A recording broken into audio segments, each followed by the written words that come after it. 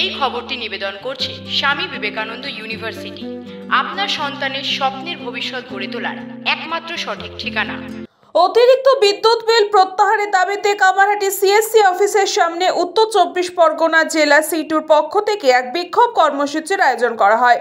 বিক্ষোভ সমাবেশের শেষে সিএসসি অফিসে ডেপুটেশন দিতে গিয়ে পুলিশের বাধার মুখে পড়েন সিটু নেত্রী গার্গী চট্টোপাধ্যায়। তারপরেই পুলিশের সাথে বাকবিতণ্ডায় জড়িয়ে পড়েন তিনি। এরপর 8 জন প্রতিনিধিকে পুলিশ সাথে কথা বলে ভেতরে ঢোকার অনুমতি দেওয়া হয়।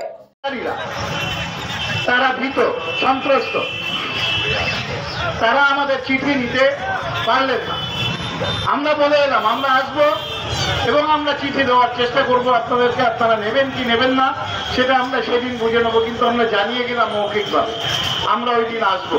আপনি নিতে বাধ্য।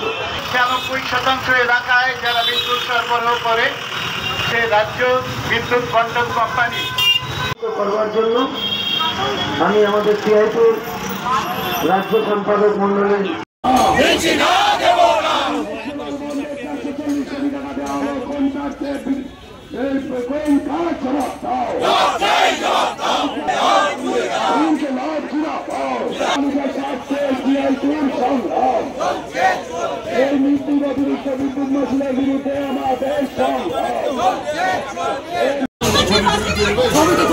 না ভিতরে ছবি তোলা যাবে না ম্যাডাম, না ছবি ভিতরে তোলা যাবে না ম্যাডাম। আরে আমরা যে এসেছি আমরা আপনি এখানে দেখান, গ্রাহককে আমরা দেখাবো না যে আমরা ছবি আমরা এসেছি, আমরা এলাকায় প্রচার করবো না যে আমরা সিএসসি এসেছি। কোথায় লেখা আছে? 4 জন দেবো বলেছিল,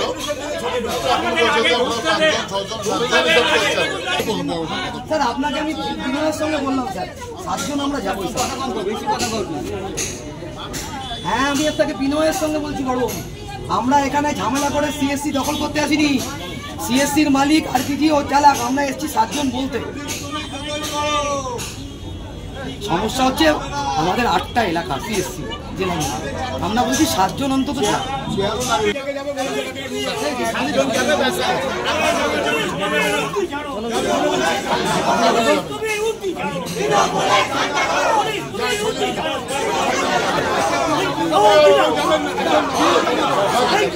সাংবাদিকদের মুখোমুখি হয়ে সিটু নেত্রী গার্গী চট্টোপাধ্যায় জানান, যে অতিরিক্ত বিদ্যুৎ মাশুল নিচ্ছে সিএসসি, গোয়েঙ্কা সাহেব ফুটবল টিম চালাবেন, ক্রিকেট টিম চালাবেন, মমতা বন্দ্যোপাধ্যায়ের পরিবারে টাকা দেবেন, ইলেকট্রনিক বোর্ডে টাকা দেবেন, সে টাকার অতিরিক্ত টাকা তো আমরা দেবো না, উনি কাকে টাকা দেবেন ওনার ব্যাপার।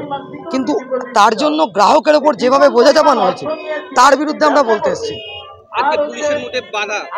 পুলিশ তো এখানে যখন ইলেকশন হচ্ছিল সিএসসির তখন পুলিশ হচ্ছে তৃণমূলের দালালি করছিল, আর এখন এখানে আমরা তো এখানে সিএসসি দখল করতে আসিনি, আমরা এসেছিলাম জানাতে গ্রাহকদের যন্ত্রণার কথা।